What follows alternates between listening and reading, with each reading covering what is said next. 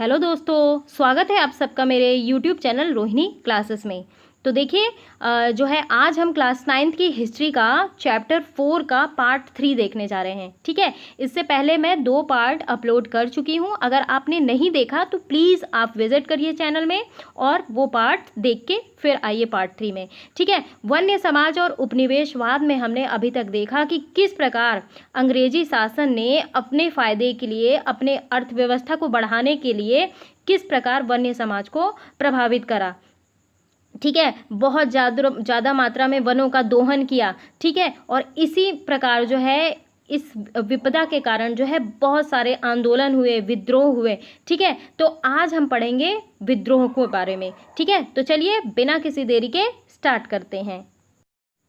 तो देखिए बात करते हैं हम वन विद्रोह की। देखिए हिंदुस्तान और दुनिया भर में वन्य समुदायों ने ना अपने ऊपर थोपे गए बदलावों के खिलाफ बगावत की। जैसा कि आप सभी को पता है कि किस प्रकार जो है वन आरक्षण कानून बना के, है ना, संरक्षित क्षेत्र बना दिए गए थे।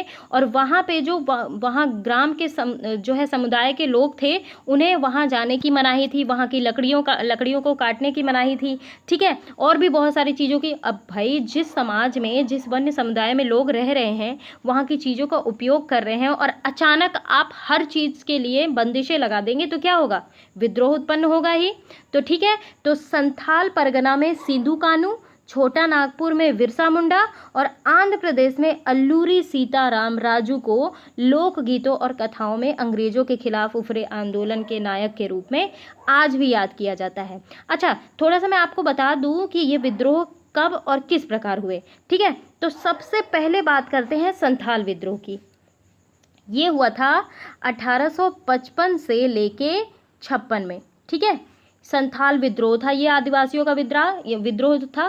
ठीक है, ये संथाल आदिवासी थे और ये विद्रोह मुख्यतः क्या था ना कि बिहार के भागलपुर से राजमहल के बीच केंद्रित था। ठीक है, संथाल लोगों ने ना भूमिकर अधिकारियों के हाथों से जो दुर्व्यवहार हो रहे थे, ठीक है, पुलिस के दमन से, जमींदारों साहूकारों के वसूलियों के विरुद्ध जो है अपना रोष प्रकट करते हुए विद्रोह किया। और इसके प्रमुख नेता थे सिद्धू और कानू, जिसको कथाओं में याद किया जाता है। ठीक है, तो सिद्धू और कानू ने घोषणा की कि ठाकुर जी यानी कि भगवान जी ने उन्हें आदेश दिया है कि वे आज़ादी के लिए अब हथियार उठा लें और संथालों के विद्रोह को कुचलने के लिए ना उपद्रवग्रस्त क्षेत्रों में मार्शल लॉ लगाना पड़ा। ठीक है, अंग्रेजों द्वारा, और ये विद्रोह जो है दबा दिया गया। लेकिन विद्रोह तो हुआ ना। अगला है जो है बिरसा मुंडा का विद्रोह। ये भी बहुत भयंकर विद्रोह था। ये विद्रोह हुआ है 1893 से 1900 तक। ठीक है, इसके नेतृत्वकर्ता थे मुंडा, बिरसा मुंडा नाम था। ठीक है, इनका विद्रोह ना सरदारी लड़ाई के नाम पे प्रसिद्ध था। देखिए क्या था ना कि मुंडों की पारंपरिक भूमि जो थी वो व्यवस्था खूटकट्टी या मुंडारी, या फिर समझ लीजिए कि जब जो भूमि स्वामित्व वाली भूमि व्यवस्था में परिवर्तन के विरुद्ध मुंडा विद्रोह की शुरुआत हुई। लेकिन क्या हुआ ना कि बिरसा ने इसे धार्मिक राजनीति आंदोलन के रूप में प्रदान कर दिया। तो बिरसा मुंडा को जो है उलगुलान, याद रखेंगे, उलगुलान, और इनके विद्रोह को उलगुलन नाम से भी जाना जाता है। तो देखिए ये जो अल्लूरी सीताराम राजू थे ना, इन्होंने आंध्र प्रदेश में बहुत बड़ा आंदोलन किया। ठीक है, वनवासियों को आज़ादी प्यारी होती है और उन्हें किसी बंधन में जकड़ा नहीं जा सकता, आप सभी को पता है। ठीक है, ये जो वनवासी होते हैं ना, वे किसी प्रकार का इंटरफेरेंस बर्दाश्त नहीं करते और इन्हीं वनवासियों ने सबसे पहले जंगलों से विदेशी आक्रांताओं यानी कि अंग्रेजों को दमनकारियों के विरुद्ध संघर्ष किया। और ऐसे ही ये महान नेता थे, कौन? अल्लूरी सीताराम राजू। तो इनके बारे में आपको पता चल गया। अब हम देखेंगे बस्तर के लोग, बस्तर के बारे में भी जान लेते हैं। बस्तर कहाँ है? छत्तीसगढ़ में। ठीक है,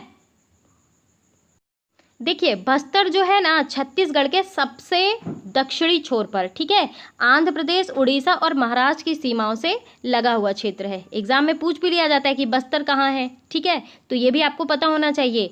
बस्तर का केंद्रीय भाग पठारी है। ठीक है, क्या भाग है? पठारी, केंद्रीय भाग पठारी है। और इस पठार के उत्तर में ना छत्तीसगढ़ के मैदान और दक्षिण में गोदावरी का मैदान है। इंद्रावती नदी बस्तर के आर पार पूरब से पश्चिम की तरफ बहती है। तो बस्तर में मरिया और मुरिया, ध्यान रखेंगे, मरिया और मुरिया, गोंड, धुरवा, भतरा, हलवा आदि अनेक आदिवासी समुदाय रहते हैं। कौन कौन रहते हैं बस्तर में? मरिया, मुरिया, गोंड, धुरवा, भतरा, हलवा। ध्यान रखेंगे, एग्जाम में पूछ लिया जाएगा कि धुरवा कहाँ की जनजाति है, तो आपको पता होना चाहिए कि ये कहाँ की जनजाति है, छत्तीसगढ़ के बस्तर की। ठीक है, एक बार और मैं बोल दूं, मरिया, मुरिया, गोंड, धुरवा, भतरा, हलवा। ठीक है, अलग अलग जबानें बोलने के बावजूद इनके रीति रिवाज और विश्वास जो थे वो एक जैसे हैं। ठीक है, बस्तर के लोग मानते हैं कि हर एक गांव को उनकी ज़मीन धरती माँ से मिली है और बदले में वे प्रत्येक खेतीहर त्योहार पर धरती को चढ़ावा चढ़ाते हैं। ठीक है, धरती के अलावा वे नदी, जंगल व पहाड़ों की आत्मा को भी उतना ही मानते हैं। ठीक है, क्योंकि हर गांव को अपनी चौहद्दी पता है। ठीक है, अच्छा देखिए, चौहद्दी का नाम जो है ना, चौहद्दी में ही छुपा है। ठीक है, यानी कि इसका मतलब क्या हुआ, किसी स्थान के चारों ओर की सीमा। ठीक है, क्या हुआ मतलब, किसी स्थान के चारों ओर की सीमा पता होती थी। ठीक है, तो क्या होता था ना, इसलिए ये लोग अपनी सीमाओं के भीतर समस्त प्राकृतिक संपदाओं की देखभाल करते हैं। ठीक है, और यदि एक गांव के लोग दूसरे गांव के जंगल से थोड़ी लकड़ी लेना चाहते हैं ना, तो उन्हें इसके बदले एक छोटा शुल्क अदा करना पड़ता था। ठीक है, जिसे क्या कहते थे, देवसारी, दाण या मान कहा जाता था। ठीक है, ध्यान रखेंगे, कुछ गांव जो है ना अपने जंगलों की हिफाजत के लिए चौकीदार रखते हैं, जिन्हें वेतन के रूप में हर घर से थोड़ा थोड़ा अनाज दिया जाता है। और हर वर्ष एक बड़ी सभा का आयोजन होता है, जहां एक परगने, यानी कि परगना मतलब क्या होता है, ग्रामों का समूह। ठीक है, तो परगने के गांवों के मुखिया जुटते हैं और जंगल सहित तमाम दूसरे अहम मुद्दों पर चर्चा की जाती है। अच्छा देखिए, जनजातियों को तो देख लिए कैसा उनका सिस्टम चलता है।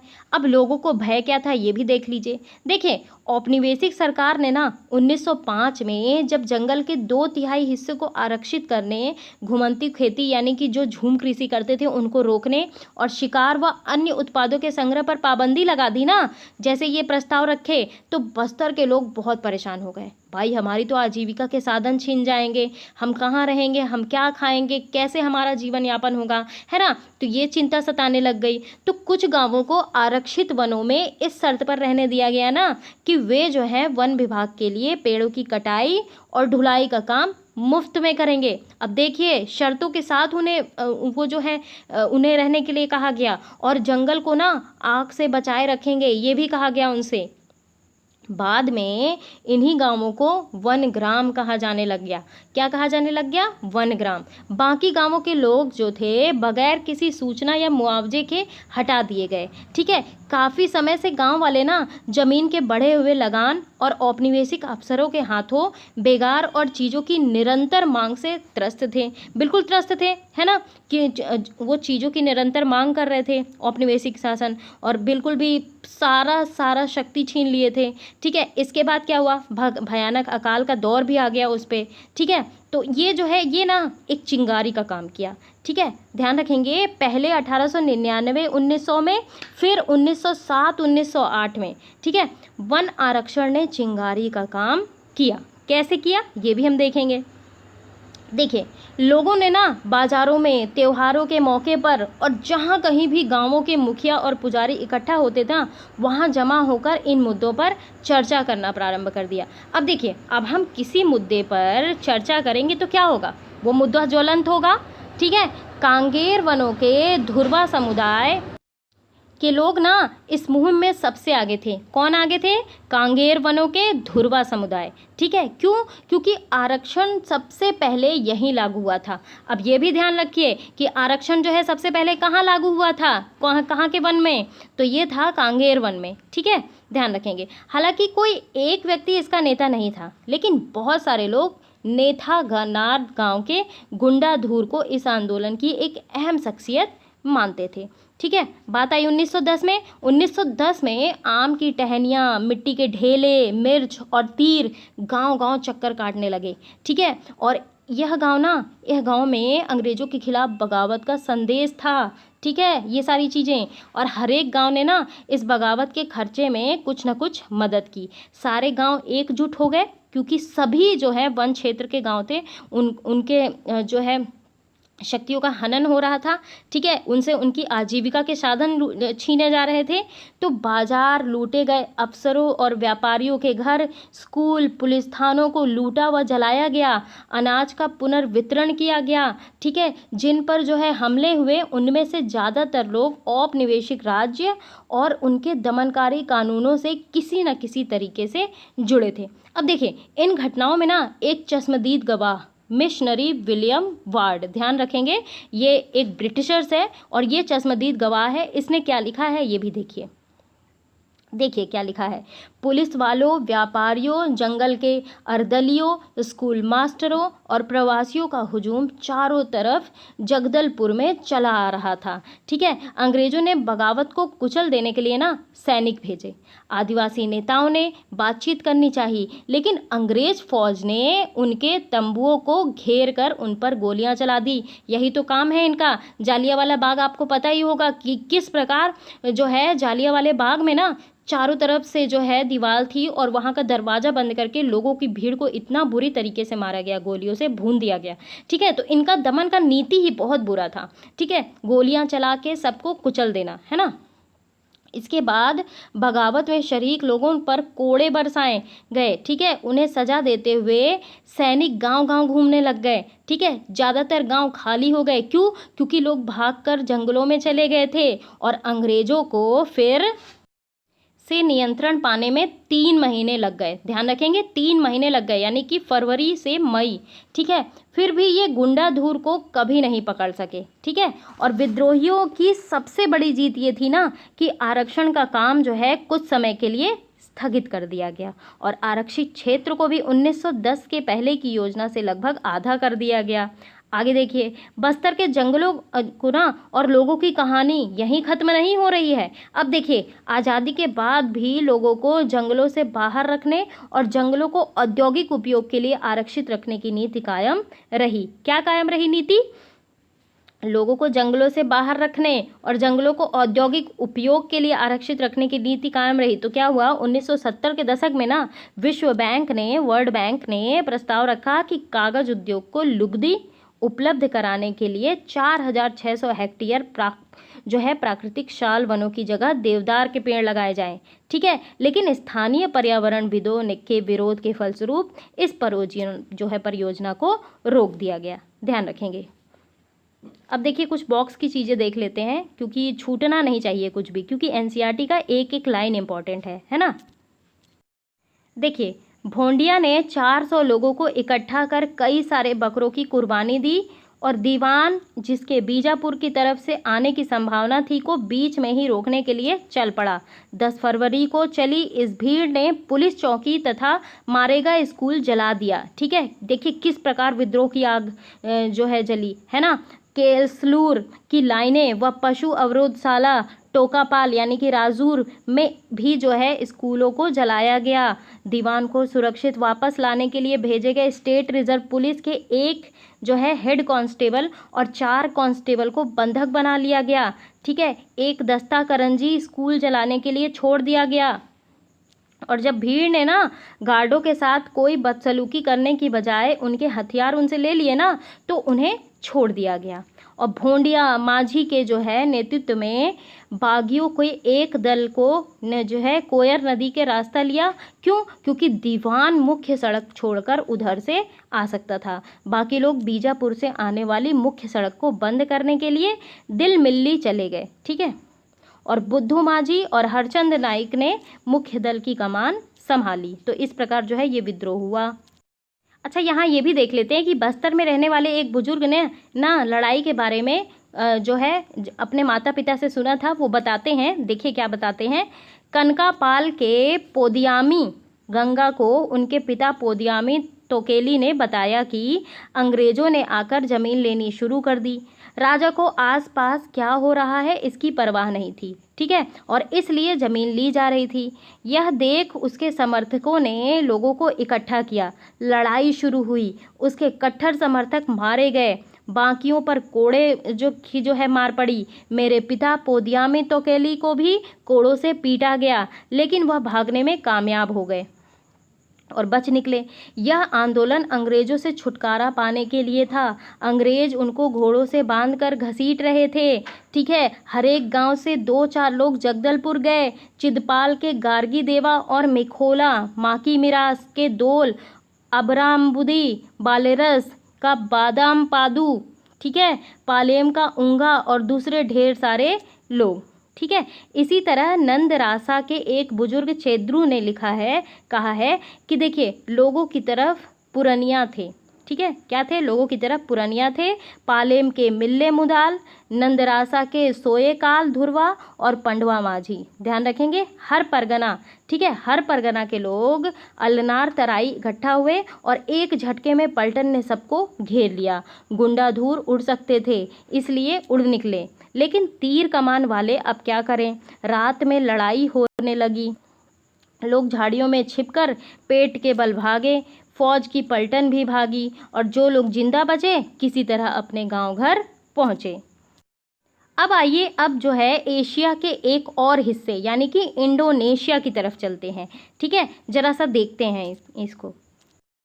देखिए, अब बात करेंगे जावा के जंगलों में हुए बदलाव। जावा कहाँ है? इंडोनेशिया में है। अभी हम इसके बारे में देखते हैं। चलिए देखिए, जावा को आजकल इंडोनेशिया के चावल उत्पादक द्वीप के रूप में जाना जाता है। पहला क्वेश्चन रेडी, जावा को किस लिए जाना जाता है? चावल उत्पादक द्वीप के रूप में जाना जाता है। लेकिन एक ज़माने में ये क्षेत्र ना अधिकांशतः वनाच्छादित था, मतलब वनों से आच्छादित था, वनों से ढका हुआ था। ठीक है, इंडोनेशिया एक डच उपनिवेश था, यानी कि इंडोनेशिया में जिस प्रकार हमारे देश में अंग्रेज शासन चल रहा था ना, इसी प्रकार इंडोनेशिया में डच का शासन चल रहा था। ठीक है, और जैसा कि हम देखेंगे भारत व इंडोनेशिया के वन कानूनों में कई समानताएं थी। ठीक है, इंडोनेशिया में जावा ही वह क्षेत्र था जहां डचों ने वन प्रबंधन की शुरुआत की थी। ध्यान रखेंगे, बहुत इंपॉर्टेंट पॉइंट है, इंडोनेशिया में जावा ही वो स्थान है जहां डचों ने वन प्रबंधन की शुरुआत की थी। ठीक है, अंग्रेजों की तरह वे भी जहाज बनाने के लिए जावा से लकड़ी हासिल करना चाहते थे।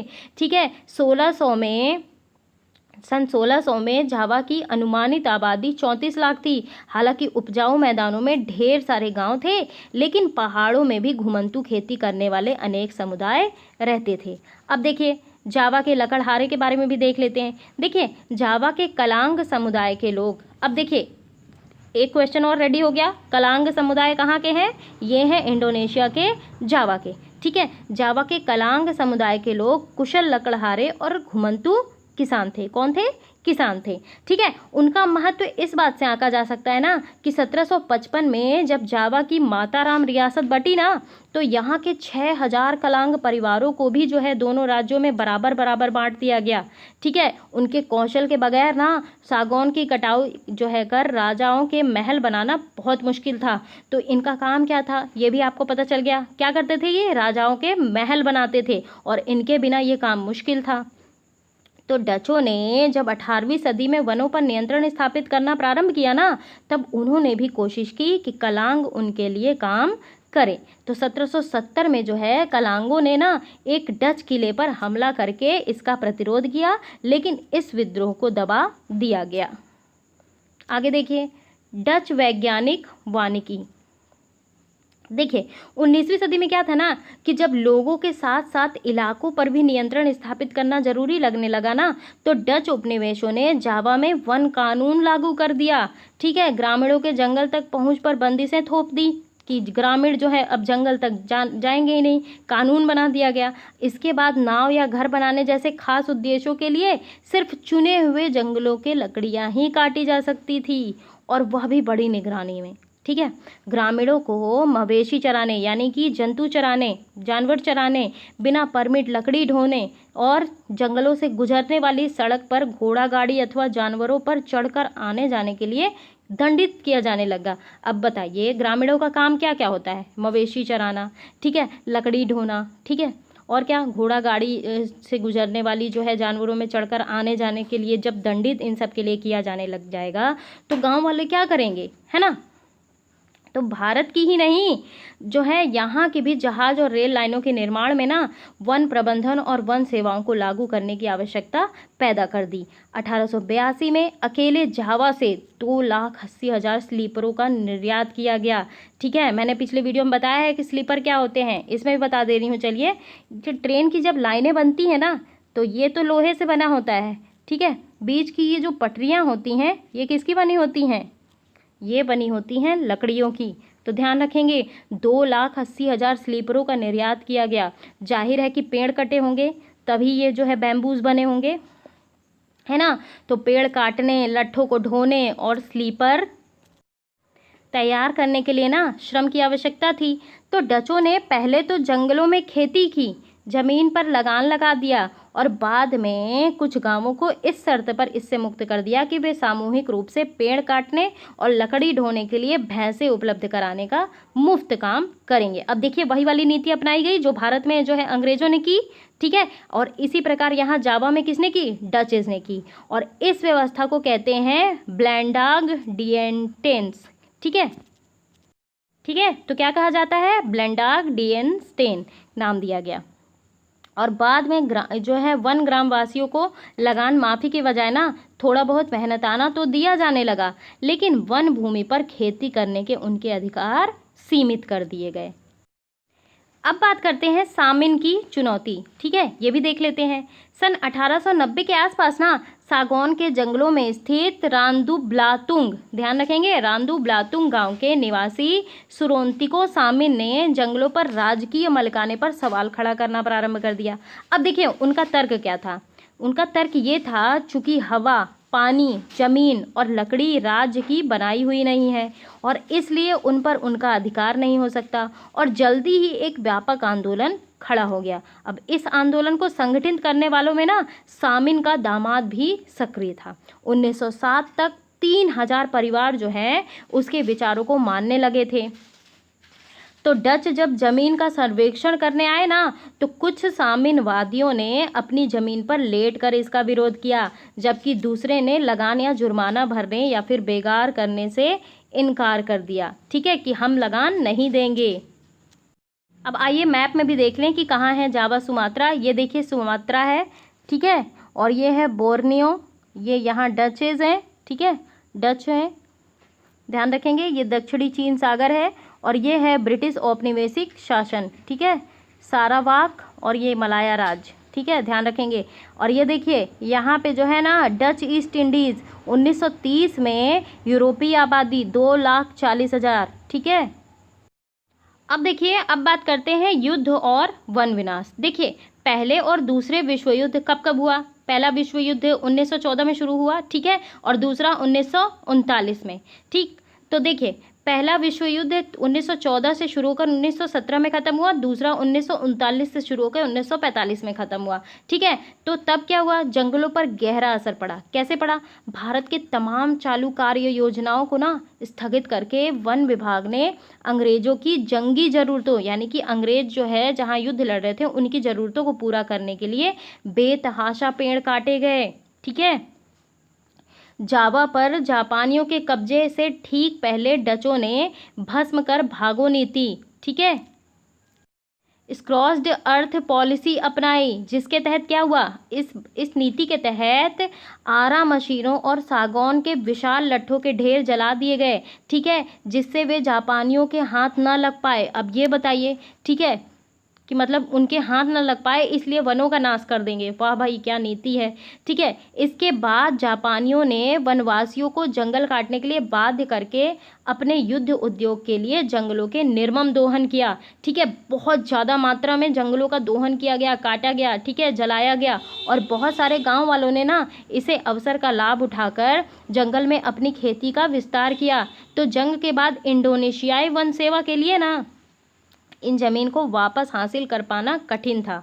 ठीक है, हिंदुस्तान की ही तरह यहाँ भी खेती योग्य भूमि के प्रति लोगों की चाह और जमीन को नियंत्रित करने और लोगों को उससे बाहर रखने की वन विभाग की जिद के बीच टकराव पैदा हो गया। अब देखिए वानिकी में आए बदलाव, इन्हें भी देख लेते हैं। 80 के दशक में ना एशिया और अफ्रीका की सरकारों को ये समझ में आने लग गया कि वैज्ञानिक वानिकी और वन समुदायों के जंगलों से बाहर रखने की नीतियों के चलते बार बार टकराव पैदा हो रहा है। अब भाई जो समुदाय, जो आदिवासी वन को ही अपना घर मानते हैं और अगर उन्हें अपने घर से हटाएंगे तो टकराव की स्थिति तो होगी ही होगी, जाहिर सी बात है। ठीक है, परिणाम स्वरूप क्या हुआ, वनों से इमारती लकड़ी हासिल करने की बजाय ना जंगलों का संरक्षण ज़्यादा महत्वपूर्ण लक्ष्य बन गया। क्या हुआ, पहले क्या लक्ष्य था, ज़्यादातर लकड़ी हासिल करना, लेकिन अब क्या लक्ष्य हो गया, जंगलों का संरक्षण ज़्यादा महत्वपूर्ण हो गया। ठीक है, सरकार ने यह भी मान लिया कि इस लक्ष्य को हासिल करने के लिए वन प्रदेशों में रहने वालों की मदद लेनी होगी। तो देखिए मिजोरम से लेकर केरल तक हिंदुस्तान में हर कहीं घने जंगल सिर्फ इसलिए बच पाए हैं कि ग्रामीणों ने सरना, देवराकुडू, कान, राई इत्यादि नामों से पवित्र बगीचा समझकर इनकी क्या की, रक्षा की। ठीक है, तो कुछ गांव तो वन रक्षकों पर निर्भर रहने की बजाय अपने जंगलों की चौकसी आप करते थे, यानी कि जंगलों की रक्षा जो है अपने आप करते थे, और इनमें हर परिवार बारी बारी से अपना योगदान देता है। ठीक है, और स्थानीय वन समुदाय और पर्यावरणविद अब वन प्रबंधन के वैकल्पिक तरीके के बारे में सोचने लगे। अब आइए हम थोड़ा सा क्वेश्चंस देख लेते हैं इस चैप्टर के। पहला क्वेश्चन है, औपनिवेशिक काल के वन प्रबंधन में आए परिवर्तनों ने इन समूहों को कैसे प्रभावित किया। सबसे पहला है झूम खेती करने वालों को। तो देखिए झूम खेती करने वालों को ना बलपूर्वक वनों में जो है उनके घरों से हटा दिया गया, मतलब विस्थापित कर दिया गया, तो उन्हें अपना व्यवसाय जो है बदलने पर मजबूर किया गया, जबकि कुछ ने ना परिवर्तन का विरोध करने के लिए बड़े और छोटे विद्रोह में भाग लिया। दूसरा है घुमंतू और चरवाहा समुदायों को। देखिए इनको क्या किया, उनके दैनिक जीवन पर ना जो है नए वन कानूनों का बहुत बुरा प्रभाव पड़ा। क्या हुआ, वन प्रबंधन द्वारा लाए गए बदलावों के कारण ना नोमड और चरवाहा समुदाय, ध्यान रखेंगे नोमड और चरवाहा समुदाय के लोग वनों में पशु नहीं चरा सकते थे, कंदमूल और फल नहीं एकत्र कर सकते थे, शिकार नहीं कर सकते थे, मछली नहीं पकड़ सकते थे, है ना, ये सब गैर कानूनी घोषित कर दिया गया। तो इसके कारण क्या हुआ, उन्हें लकड़ी चोरी करने को मजबूर होना पड़ा, और यदि वे पकड़े जाते ना तो उन्हें वन रक्षक को घूस देना पड़ता। अगला क्वेश्चन है, लकड़ी और वन उत्पादों का व्यापार करने वाली कंपनियों को। तो इसका क्या हुआ, देखिए 19वीं सदी के प्रारंभ में ही ना इंग्लैंड में बलूत के वन जो है लुप्त होने लगे। ठीक है, जिसने शाही नौसेना के लिए लकड़ी की आपूर्ति की किल्लत पैदा कर दी। फिर आया 1820, तो 1820 तक अंग्रेजों के खोजी दस्ते ने ना भारत की खोज की। फिर क्या हुआ, वन संपदा का अन्वेषण करने के लिए भेजे गए, और एक दशक के अंदर ना बड़ी संख्या में पेड़ों को काट डाला गया और बहुत अधिक मात्रा में लकड़ी का भारत से निर्यात किया गया। ठीक है, अगला है बगान मालिकों को क्या प्रभाव पड़ा भाई, ये भी देख लेते हैं। देखिए यूरोप में इन वस्तुओं की बढ़ती मांग को पूरा करने के लिए ना प्राकृतिक वन को जो है बड़े क्षेत्रों में चाय, कॉफ़ी, रबड़ के बागानों के लिए साफ कर दिया गया। ठीक है, और औपनिवेशिक सरकार ने ना वनों पर अधिकार कर लिया और इनके बड़े क्षेत्रों को जो है कम कीमत पर यूरोपीय बाग लगाने को दे दिए गए। ठीक है, तो क्षेत्र के बाड़बंदी कर दी गई। ठीक है, बाड़ लगा दिए गए और वनों को साफ करके चाय कॉफ़ी बाग में जो है लगा दिए गए वहाँ पे। तो इस प्रकार जो है बागान मालिकों को प्रभाव हुआ। अगला है शिकार खेलने वाले राजाओं और अंग्रेज अफसरों को। देखिए ब्रिटिश लोग ना बड़े जानवरों को क्या समझते थे, खतरनाक समझते थे, हमने चैप्टर में देखा है। ठीक है, और उनको विश्वास था ना कि खतरनाक जानवरों को मार कर वे भारत को सभ्य बनाएंगे। वे बाघ, भेड़िए और अन्य बड़े जानवर को मार कर जो है मारने पर ना इनाम देते थे, और वे किसानों के लिए खतरा थे। तो जिसका परिणाम ये हुआ कि खतरनाक जंगली जानवरों के शिकार को प्रोत्साहित किया गया, और जैसे ही बाघ भेड़ियों की 80,000 से 1.5 लाख तेंदुए, 2 लाख भेड़िए, ठीक है, और 1875 से 1925 की अवधि तक ना मार डाले गए। ठीक है, इनाम के लिए। अगला क्वेश्चन है, बस्तर और जावा के औपनिवेशिक वन प्रबंधन में क्या समानताएं हैं। देखिए इसमें बहुत सारी समानताएं हैं। देखिए दोनों ही सरकारें जो थी अपनी ज़रूरतों के लिए लकड़ी चाहती थी और उन्होंने अपने एकाधिकार के लिए काम किया। अब देखिए दोनों ने ही ग्रामीणों को घुमंतु खेती करने से रोका, ठीक है। दोनों ही औपनिवेशिक सरकार जो है स्थानीय समुदायों को विस्थापित करके जो है वन्य उत्पादों को पूर्ण उपयोग करने के लिए पारंपरिक आजीविका कमाने से रोका, है ना। और क्या किया, बस्तर के लोगों को आरक्षित वनों से इस शर्त में रहने के लिए कहा गया कि वे लकड़ी का काम करने वाली कंपनियों के लिए काम जो है वो कैसे करेंगे, मुफ्त में करेंगे। और यही चीज़ जो है इंडोनेशिया के जावा में भी हुई, ठीक है। तो ये सारी समानताएं हैं। अगला क्वेश्चन है, सन 1880 से ना 1920 के बीच भारतीय उपमहाद्वीप के वनाच्छादित क्षेत्र में 97 लाख हेक्टेयर की गिरावट आई। पहले के 10.86 करोड़ हेक्टेयर से घटकर यह क्षेत्र 9.89 करोड़ हेक्टेयर रह गया। यह गिरावट में निम्नलिखित कारकों की भूमिका बताइए। सबसे पहली भूमिका बतानी है रेलवे की। जैसा कि आप सभी को पता है कि 1850 में रेलवे के विस्तार ने एक नई मांग को जन्म दिया, ठीक है। रेलवे बनेगा तो रेलवे की पटरियां भी बनेंगी, पटरियां बनेंगी तो क्या होगा, वनों को बहुत ज़्यादा मात्रा में काटा जाएगा। किस लिए, स्लीपर बनाने के लिए, है ना। तो ध्यान रखेंगे। जहाज निर्माण, देखिए 19वीं सदी के प्रारंभ तक ना इंग्लैंड के बलूत में जो है जंगल गायब होने लगे थे, तो जिसने जो है शाही थल सेना के लिए लकड़ी की आपूर्ति की समस्या पैदा कर दी। अब समस्या पैदा कर दी तो उसके लिए तो अलग से चीज़ें देखने का प्रयास करेंगे ही ना। तो 1820 तक अंग्रेजों के खोजी दस्ते ने भारत की वन संपदा को खोज निकाला, ठीक है। एक दशक के अंदर बड़ी संख्या में पेड़ काट डाले गए और बहुत अधिक मात्रा में लकड़ी को भारत से निर्यात किया गया। अगला है कृषि विस्तार।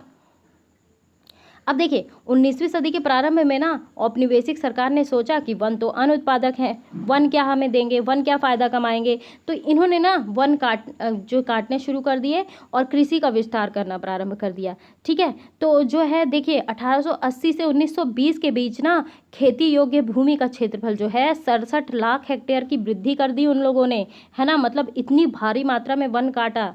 अगला है व्यावसायिक खेती।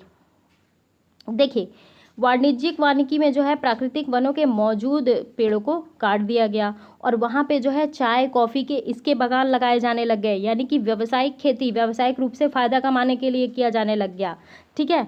अगला है चाय कॉफ़ी के बागान।